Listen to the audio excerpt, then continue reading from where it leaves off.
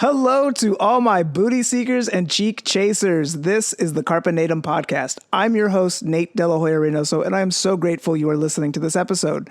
If you're new here, you should know that I believe that my purpose is to uplift, inspire, and educate others to communicate masterfully so that they can better understand themselves and the world around them. I've spent years in the personal development and transformational technology space, and I want to share with you the wisdom that was passed down to me from giants in the industry. So if you're on a journey of self-mastery, just like me, looking to make dreams a reality and willing to be a leader for your family and community, then join me in seizing the butt cheeks of life and giving them a big ol' squeeze. Let's jump into the show.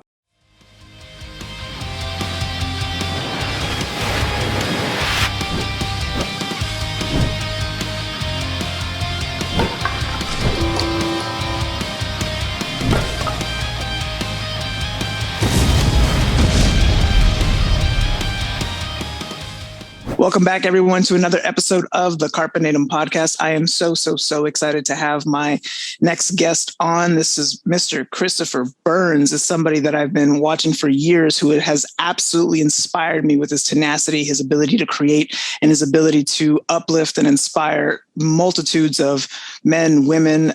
He is a business owner who specializes in business strategies. He's helping entrepreneurs build out their businesses, live their dreams, live their purpose. And I am just so excited to talk to you, Chris. How are you, buddy?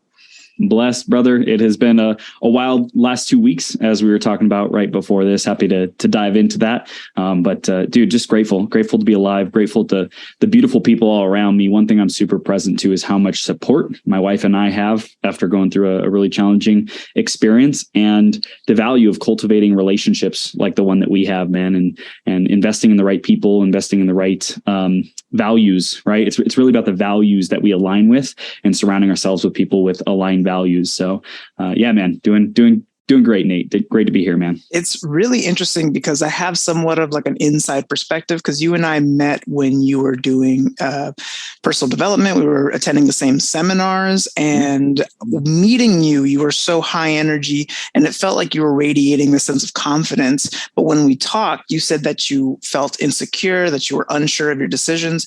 And to see you go from that into the person that you are now is absolutely incredible. It's been a journey, and I'm sure you've had plenty of ups and downs, but to see the end results and the constant growth of you as a person is amazing and very inspiring. You even personally helped me, whether you know it or not, especially when I was working, participating in your men's mastermind, which we can talk about as well. Dude, that's something that I've always appreciated since I discovered personal development, is the power of community, right? And it's like people.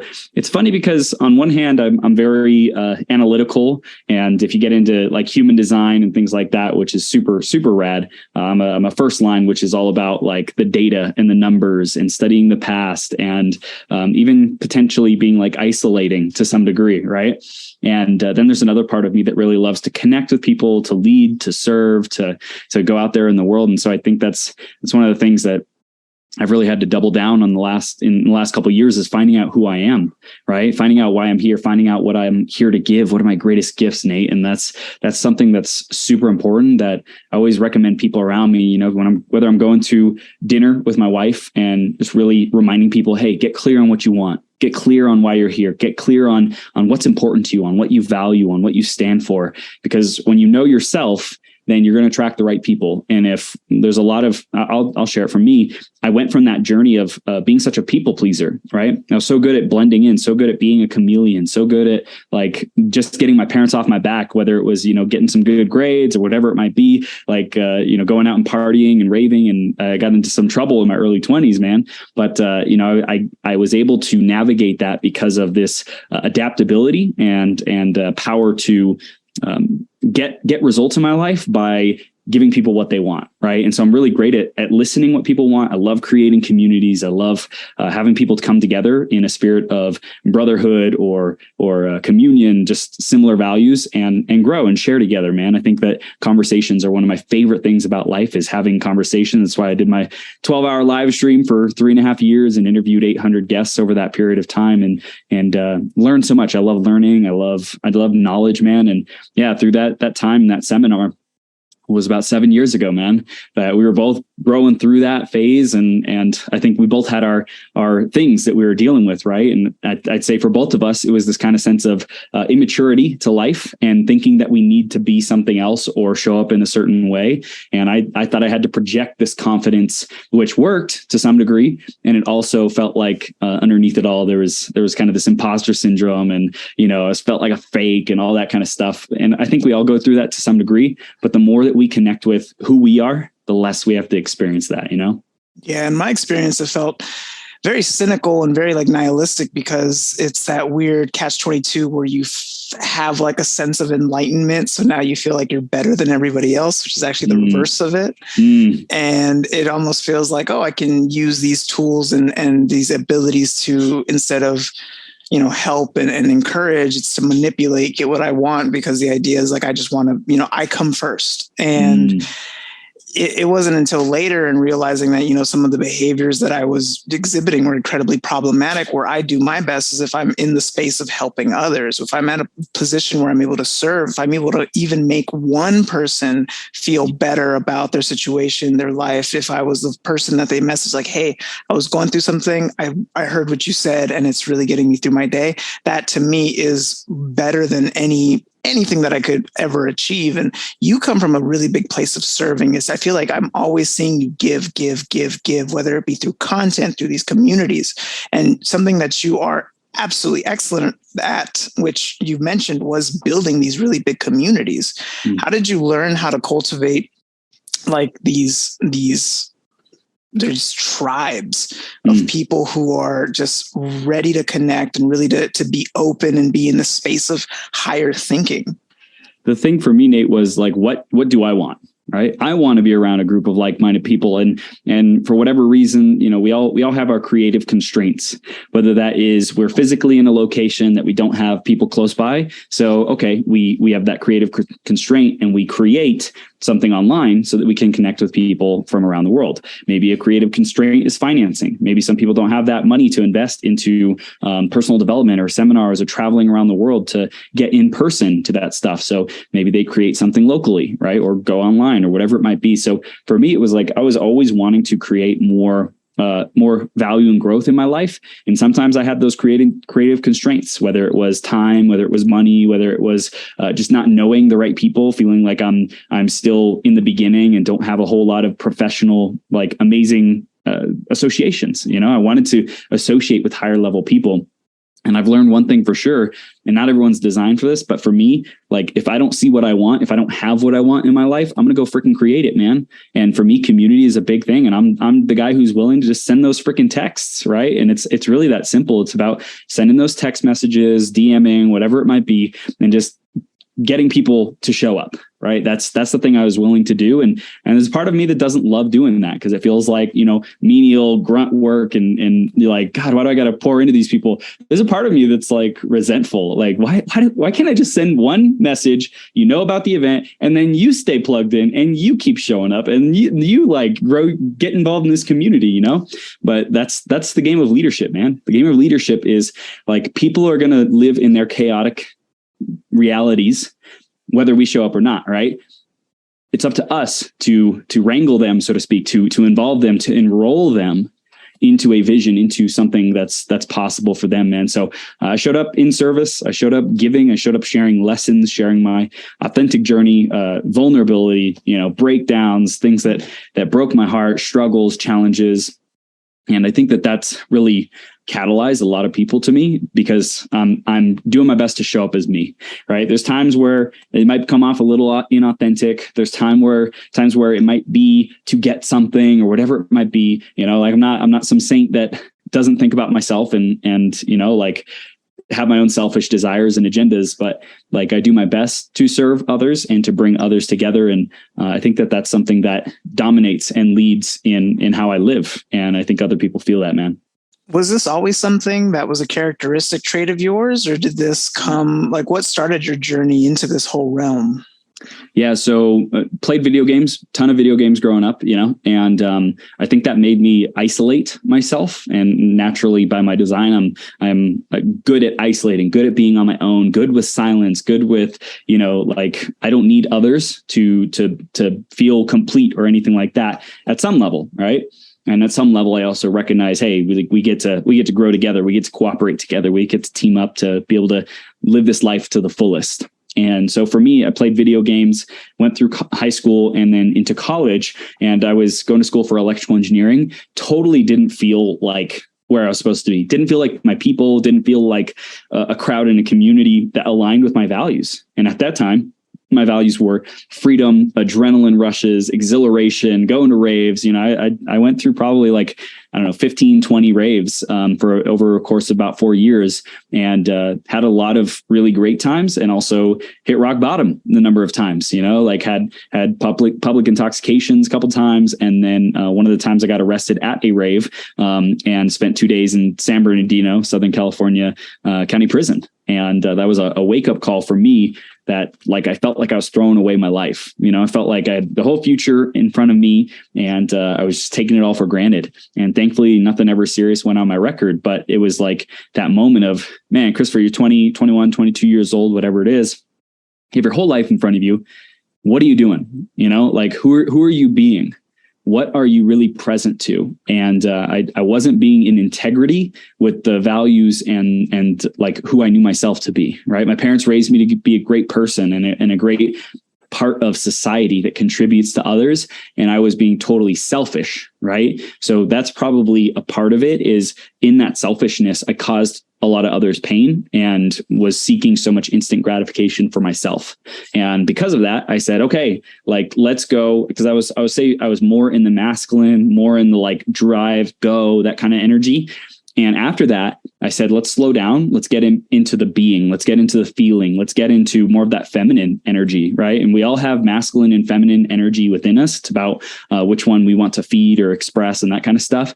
And masculine is very logical, very, task oriented, wants to complete things. Feminine's more like chaos, feeling, just present, no need to get anywhere. All they really want to feel is the moment, right?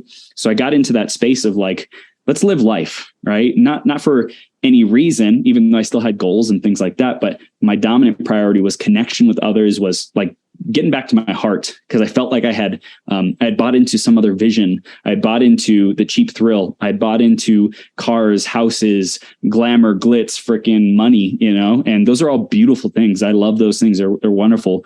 But it has to come second, at least for me, between my relationship with God, source, universe, creator, whatever we want to call it, that, all that stuff has to come second. And I was putting it first. I was putting that above everything. I was chasing that above everything. And it really caused me a lot of pain, man. So that was kind of that start of how that's transformed me into personal development. I joined a network marketing company about 10 years ago when I was 20, 21.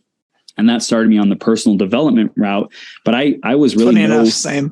right, man. Right. And so I was really no organizer for events or a leader. I was not a leader. I like to blend in. Right. And like I said, chameleon, and not really make waves. And so it's been a challenge, actually, a growth opportunity for me, Nate, that I've had to decondition that people pleaser and recondition. I'm doing this for a higher truth. I'm doing this for my family. I'm doing this to serve, even when people don't like it, even when it's uncomfortable, even when, they would rather do what's easy. And I hold that standard to what's hard.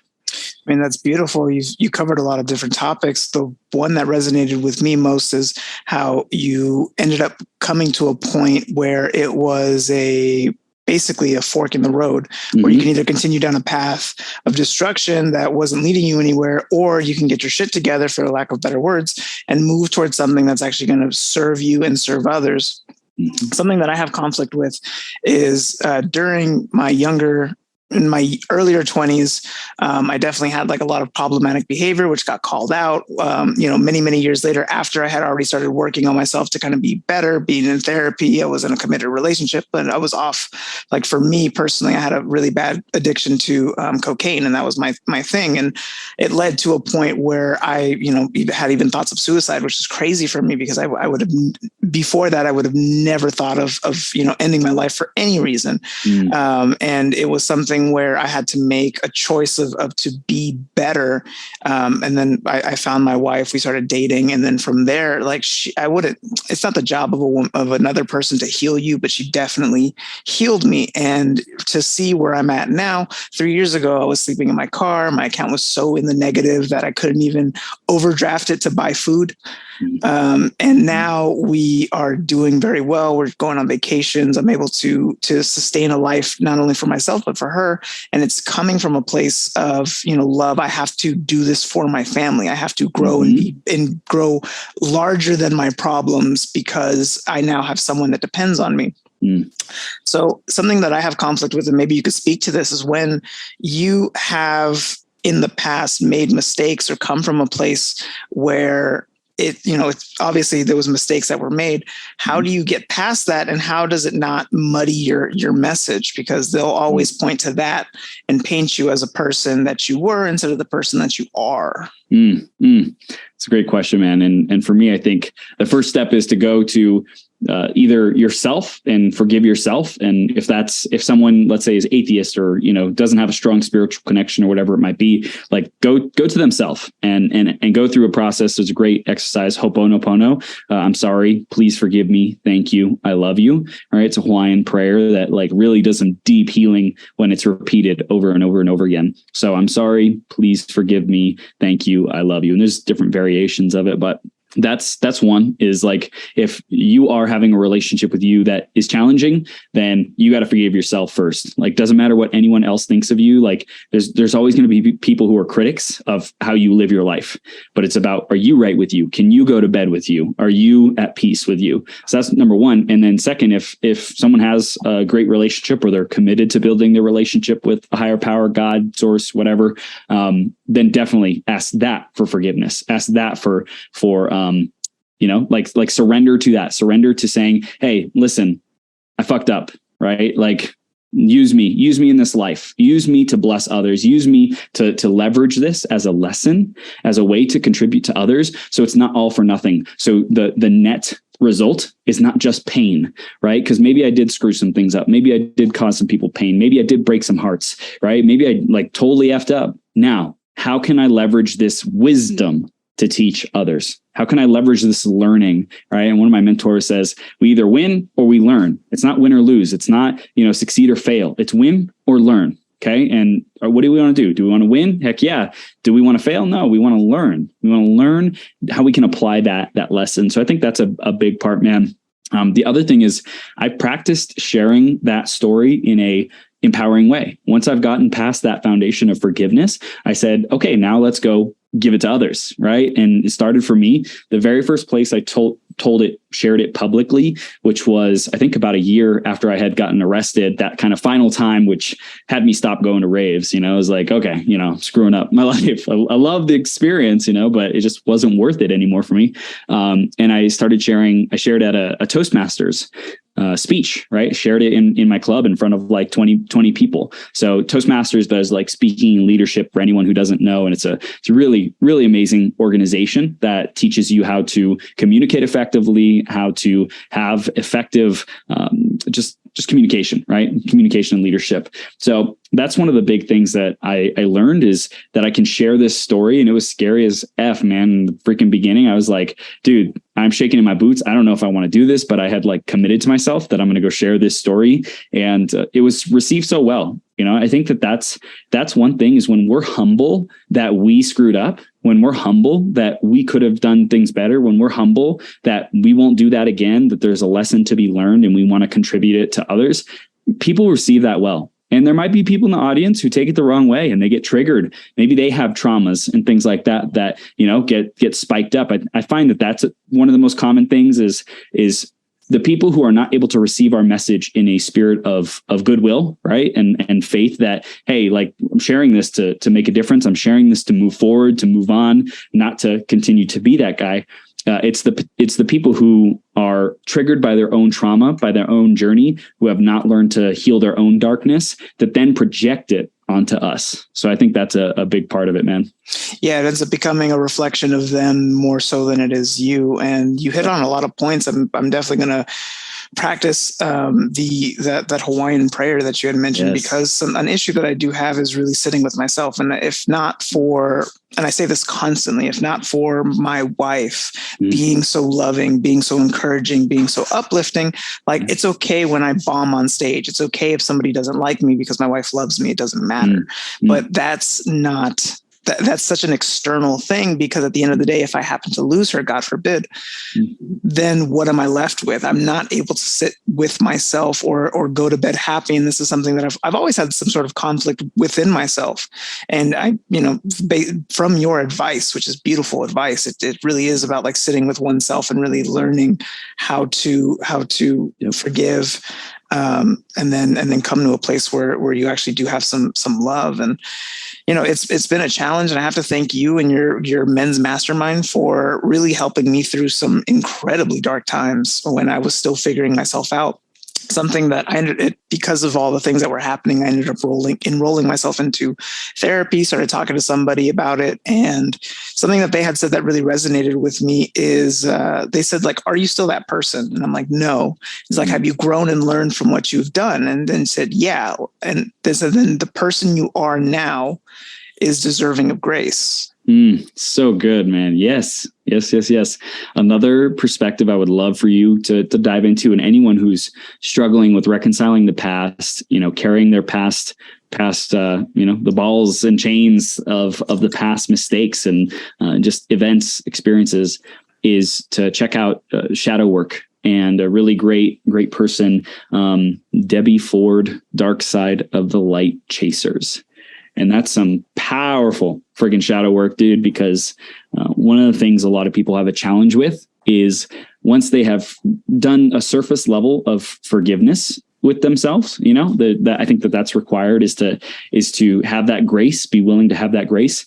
Then the next step is coming full circle to complete consciousness of accepting that we are all things, right? And this aspect is like, yes, there's the part of me that's beautiful and wonderful and giving and service oriented. And there's also the part of me that's narcissistic, that's a jerk, that's an asshole, that only cares about himself, that, has road rage, like all these things. Like, can I accept those parts of myself? And even getting into like some super dark stuff, like, is there a part of me that's a murderer? Is there a part of me that's, like a terrible person, right? And it's like, if something happened, think about it. If those people who are going through those things, right? Like, God forbid, like whatever, Hitler or whatever, it's like these crazy atrocities in humanity. If you or I, Nate, had their same upbringing, right, and had their same life experiences, we would probably do something similar. For whatever reason, that's how life unfolded for them, right? And so I feel like that's a whole nother level of grace and compassion for ourselves, is like, I'm not that person, recognizing that, hey, like at my core, man, I know who I am. I'm the freaking light. I'm a human being. I'm a beautiful soul. Like, I'm here to contribute and uplift others, right? So there's the truth of that. And then there is also the truth of, and if World War III, World War IV, whatever happened, and, God forbid, again, it's like us and our wives in a shelter or in some place, and the enemy's coming or whatever it might be, we better be able to bring out that murderer. We better be able to bring out that warrior. We better be able to bring out that protector and fight. Right. And I think that's a part of this world that has been so stifled, and with all the political correctness and cancel culture and all that freaking bullshit, man, it's like the aspect of accepting ourselves has gotten so skewed into, we got to be so polite and accepting of others and how they want us to talk to them and how they want us to communicate that with them, that we've been stuck into this box versus seeing ourselves as human beings in all the different dimensions, in all the different characteristics ethics and qualities, man. And I think it's been a really challenging time that we're in. And I totally agree with you. There are some things that have been, coming up in news and in discussions, and it's taken over places like in the tech world and in arts, where no one is willing to take risks for the fear of backlash. Mm-hmm. And it's gotten to a point where people are saying that like communicating a thought or having a difference in opinion is violence. And it's like, that's not violence. You have no idea what violence is. There's people who are currently in situations that, are out of their control, facing, life or death situations. And here we are complaining on iPhones that somebody, made a mean tweet. So I feel like there's such a huge disconnection of like who we are, what we've always been. And there's definitely a difference between, hating somebody for being who they truly are, how they truly feel, and actually fighting somebody because they're coming to get you, because they actually want to cause you harm. Yep. Yeah. And I think it's something that's super important today is being able to speak our truth. Going back to that first experience of mine, being a people pleaser and navigating my life very successfully because of that. I believe that Western culture and society really conditions people to be that people pleaser, to be that, like another cog in the system. And I think a lot of people are waking up now more than ever that like we're not meant to, just be in this kind of 9-to-5 rat race, living a miserable life for the rest of our life, right? There's nothing wrong with a job. There's nothing wrong with like a 9-to-5 career that grants us so much freedom and so much ability to provide for our family and things like that. Like that was something else that I really resisted in the beginning, and is I was so anti-job, so anti-working for the man, so anti like conforming that I said, no, I'm gonna be free, even if it means I'm broke, even if it means I struggle so much. And I was like almost afraid to ask for help. I had this arrogance and this pride that pulled me away from opportunities and pulled me away from being a student, being a humble student and willing to learn. Because dude, there's so much value in being a part of a corporate environment, seeing how teams work together, how processes, how organizations, different divisions work together, and being able to witness that. That's so valuable. And I didn't have much of that experience, man. I've pretty much been in this very small business, like 3 to 5 business owners for about the last 10 years, constantly different projects, different teams, maybe up to like 10, 15 people. But ultimately, it's like been these smaller environments. And I've loved that. I've loved that scrappy entrepreneur, like everyone wears all the hats kind of thing, because that's what's required. It's fun. And there's also an aspect of like building operations and things like that I've really been stepping into recently to be able to create bigger businesses, to create 6, 7, 8-figure businesses. So yeah, man, it's super, super powerful when we know who we are and we're willing to speak that truth. What would you just say to the people who are, I guess, in a place of fear because something like entrepreneurial, being an entrepreneurship, as well as starting your own business, pursuing an art, pursuing anything that's pretty much outside of the norm, outside of the 9-to-5 thing. And again, there's nothing wrong with the 9-to-5, but there's a lot of people who are constantly yearning for that change of life and that ability to do the thing that they really want, or to, even if it's not what they want, they're afraid to even go try it to see if it is what they want because of all the things that are structured around them, that they feel like it'll collapse if they're not there. They're not doing the thing that they're supposed to do, fitting in the box that they were placed in. Do you have any advice for those people? Number one, go to your grave, go to your eulogy, go to the speech that people say about you when you've passed. If nothing changes, what are they going to say? Right? Go to that end of your life and what you actually experienced, and what you did, what you accomplished, who you were. And I don't know about you, Nate, but if when I started doing this exercise 10 years ago and contemplating my death, and if nothing changed now, even if I died tomorrow, whatever it might be, if nothing changed, would I be proud? Would I be honored to have lived the life that I lived? Would I bring honor to this potential, this life potential that I have been blessed with? Did I truly live at my capacity? Did I truly give? Did I truly love? Did I truly matter? And oftentimes the answer is no. And we look at that and that contrast, and it's like, man, I don't want to live that life. Okay, what do you get to do differently? So number one, you get to be afraid, a bigger fear of dying with your potential inside. that's the fear you should care about. The fear of God, the fear of like not living up to your potential, the fear of like wasting this life. And something I've heard many, many times, and I'm still yet to do it, but I'm so committed to doing it, is just going into like an elderly home and spending a day in an elderly home and see like the type of life that they live and who they are and the wisdom and the stories that they have, but also like how helpless they are in certain capacities, and to remember, hey, that's not far off, dude. Like that's around the corner. It's the blink of an eye in terms of our lifetime, the span of life, man. So it's like, what are we going to do before we get to that point? And of course, with technology and all that stuff, it's super cool. Like, I love technology. I love like life extension, and Tony Robbins, amazing personal development guy, doing some really neat stuff with like stem cells, and like there's so much, man. Yeah, I'm on the bookshelf, man. I love it. So that's number one. And really, number two, man, is start getting around people and have conversations and build relationships with people who have those same values as you, right? And again, if it's online, if it's joining a Facebook group, if it's joining a Reddit, a Discord, whatever it might be, like get into that conversation. And the next thing is going to be is like have conversations with those people on the phone or video, like start actually interfacing with those people, because it can be easy to be a lurker and just like read the information and never actually, show up in the conversation, or even stay safe behind a keyboard, right? Like it's easy to do that these days. But when you really start to make those connections, then you start to share and ask people how they're doing and what they're working on and things like that. It starts to make you believe that it's possible. Right? Because that's a big challenge for a lot of people, is that they don't believe it's possible, especially if we're coming from conditioning of, go to school, get a good job, work a 9 to 5 for the rest of your life. It's like, we have to break that paradigm. We have to break that stereotype, that programming. And how do we do that? Well, it's by getting around others and immersing ourselves into cultures where other people are not living that paradigm. They're living a different one. They're living entrepreneur paradigm. They're living a freedom-based paradigm. And then the last thing is, dude, we're going to upset some people. We're going to lose friendships. Like that's been one of the hardest parts for me, is as I've grown on my journey, there's been times where friends just completely disconnect and never talk to me again.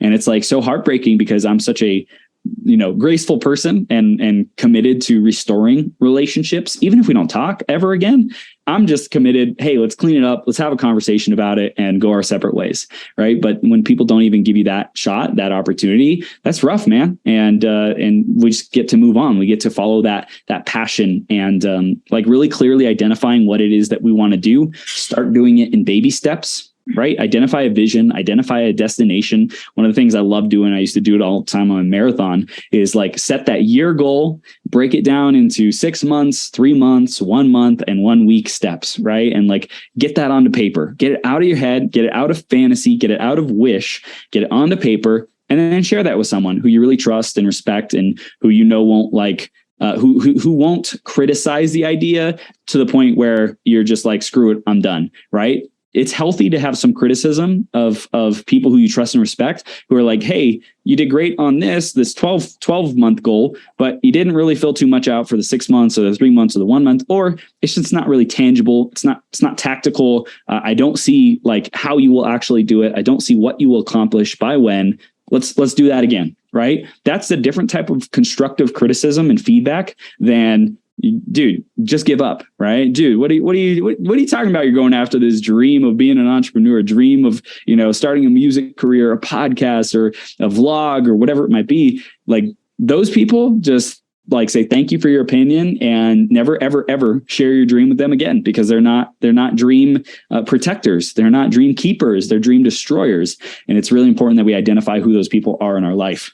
Makes sense, man. That's a really solid advice, especially for those who have or live in that sense of fear, because I feel like that's what's really a driving force for a lot of our actions is the fear. It's the fear of loss. It's the fear of losing connection, for me, for sure, especially when it coit's to losing friendships. And it's always been a thing ever since I was very little. It's something I've identified, is that I want so many people to love me and I want to be loved so bad by everybody.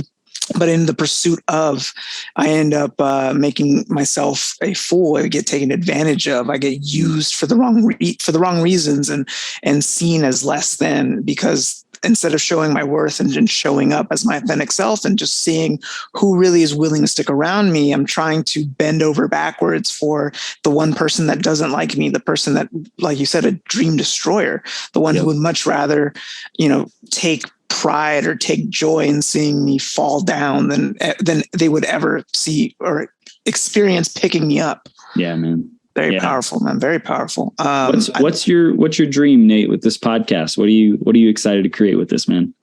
Your vision. Great question. So I truly believe that communication is the key to having a perfect world, because the better we are able to communicate with ourselves as well as the world around us will lead to just better relationships, better experiences. We can manifest at a higher level if we're able to communicate clearly what we want and what we want to do. What I like about this podcast is it gives me an ability to sharpen my sword. And that's why I love doing it, because it definitely helps me deconstruct my thoughts as well as putting out a positive intention, hoping to help others. Because when I was in a very dark time where I had no direction and really didn't know what to do with myself, this whole industry is what really picked me up out of that and showed me that there's endless possibilities. So if I can give that same feeling and same, I guess, energy back to others, I would love that. I mean, my dream would just be running a seminar series similar to Peaks. I would love to take that whole thing over. And right now I'm doing trainings and I love teaching. I love facilitating. So I'm in the space that I want to be, and I'm incredibly happy to do so. The dream would be to own my own, seminar series. And I don't got to be a Tony Robbins, 10,000 people kind of place. I'd love to do those. It's basically a cross-country world tour where you're doing these seminars every weekend, you're changing lives, you're building out these programs, you're making people better for themselves, for others. And that's really what I want I'm not sure how to say it concisely, but it's just this dream of I love seeing people take something that I said and it uplifts them. And it may not even be something that I came up with. This is something that I learned, that I picked up along the way. And I'm just sharing and passing off that wisdom, because I genuinely believe if you really understand something, you can teach it to someone else. Bro, powerful, Nate. I acknowledge you for being the conduit, man.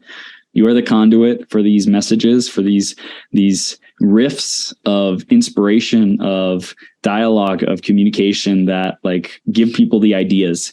And whether it came from you, came from me, came from any of your other dozens and hundreds of guests, right? It doesn't matter. It's about, hey, did someone get that message? Did they receive the inspiration? Did they receive the light? And that's from here on the podcast. And I totally see you, man, sharpening your skills so that you then as well have this confidence, have this knowingness of what you're capable of delivering, man. Because I see you having that now. I see you having that capacity and that ability to deliver those seminars and that experience now. And it's about having it in your own mind, having it in your own being, your own paradigm, that's who you are, because that's how I see you, man.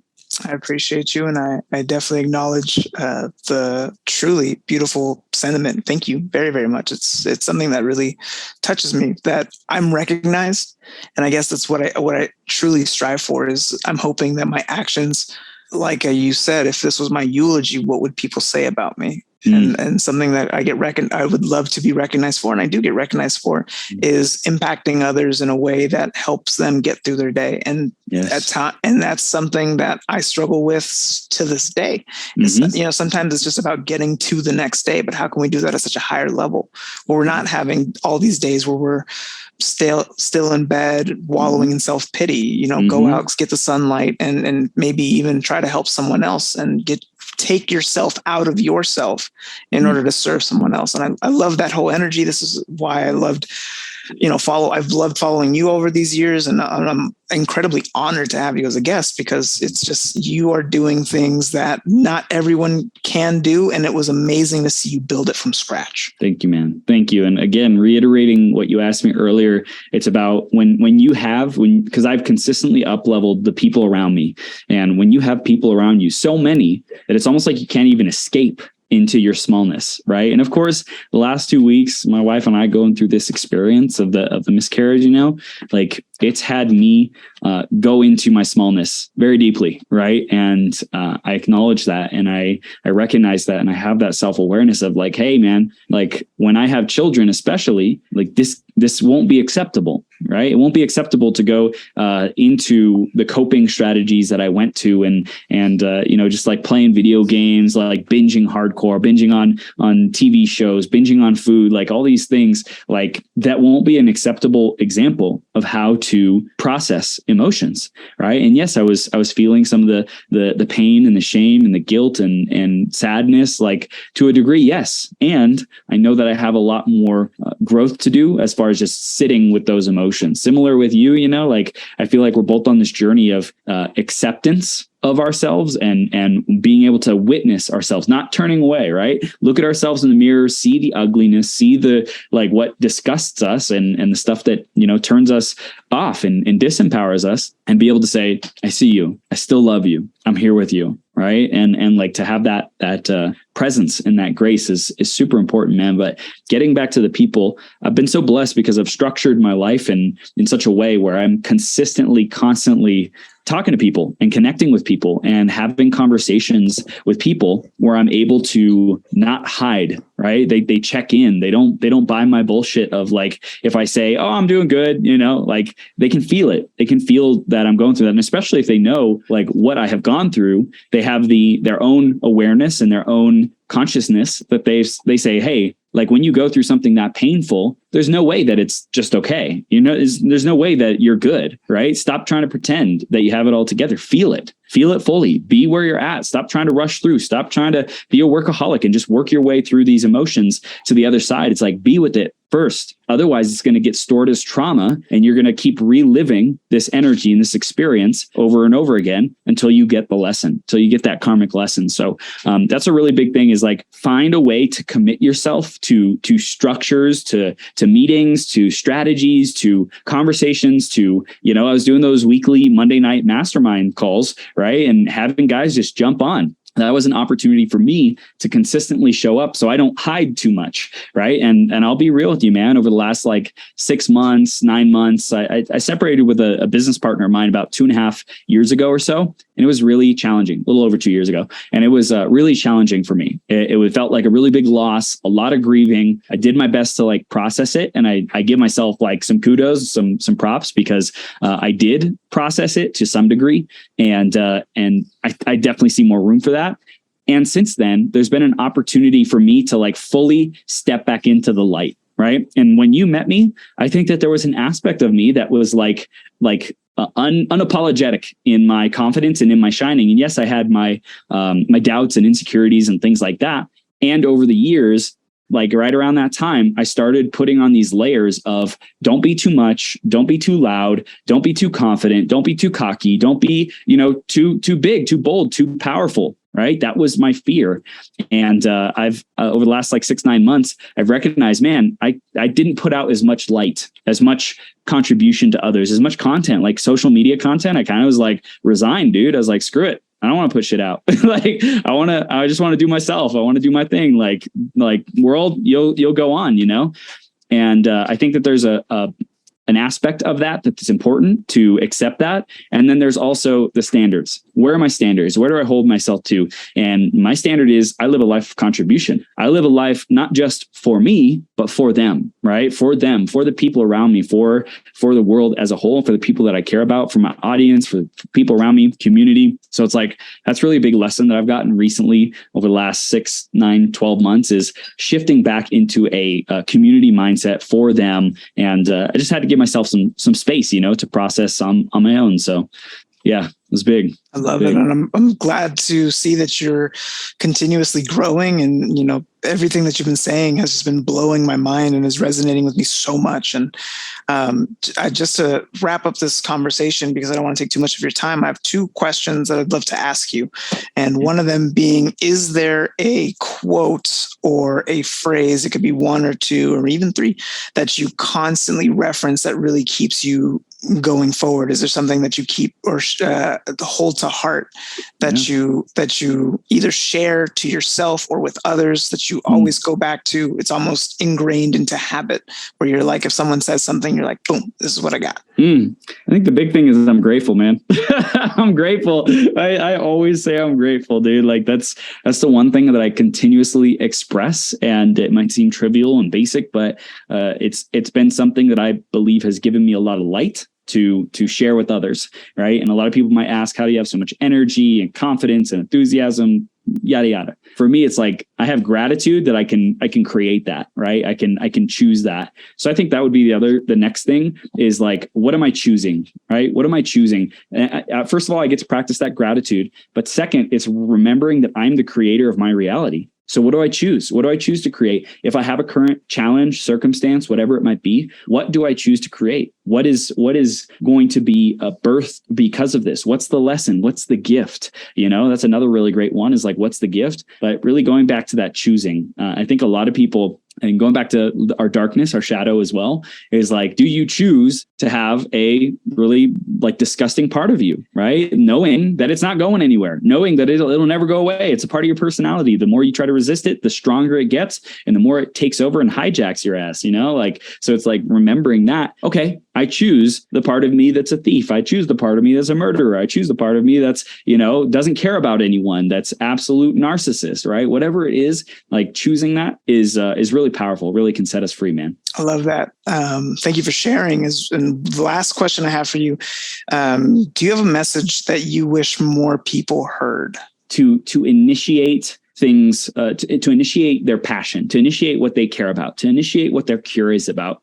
For me, I had a lot of years of my life where that curiosity was squished out of me, and I allowed it to be, right? And circumstances, all that stuff. But I shut down my curiosity. I shut down my playfulness. I shut down my zest for life and tried to fit in and tried to be cool and tried to not rock the boat and things like that. And I'm realizing my curiosity is one of the best aspects of me, right? Like being curious about life, being curious about learning. And so I invite everyone on this podcast and in the world to be more curious, to be more open-minded, to seek for the answers, to seek for the growth, to seek for a better solution in a better way. Because I think so many people are so set in, nope, this is how it is. This is how it's done. It's how it always has been done, always will be done, blah, blah, blah. Right. And especially what we were talking about earlier, there's a lot of like controversy and stuff. There's a lot of dogma and ways that you should do something today. And I am in the mindset of, well, maybe there's a time and a place to do that. Is that the best solution always, though? Is it always best to refer to this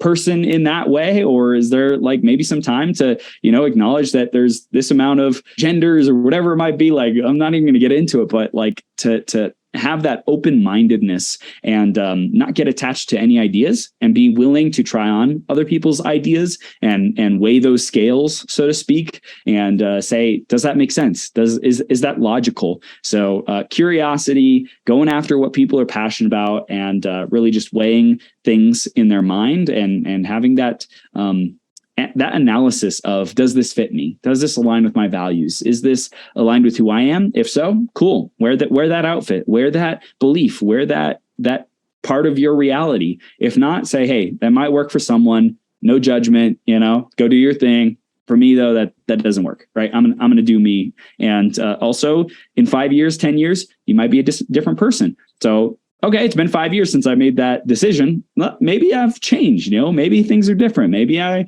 could see things differently. So it's like, being open, man. And igniting your passion or I love it. It's following, initiating your passion. I love that. Yes.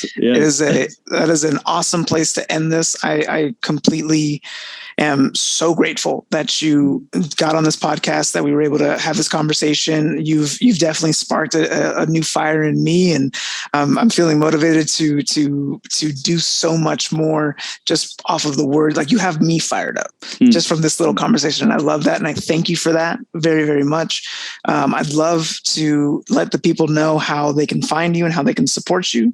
So it'd be a good time to drop socials or how they can find you, basically. Yeah, beautiful. So I'm on Facebook and Instagram mostly. Just drop me a DM. Instagram is at Christopher Colin Burns, ChristopherHer, Colin, COLLIN.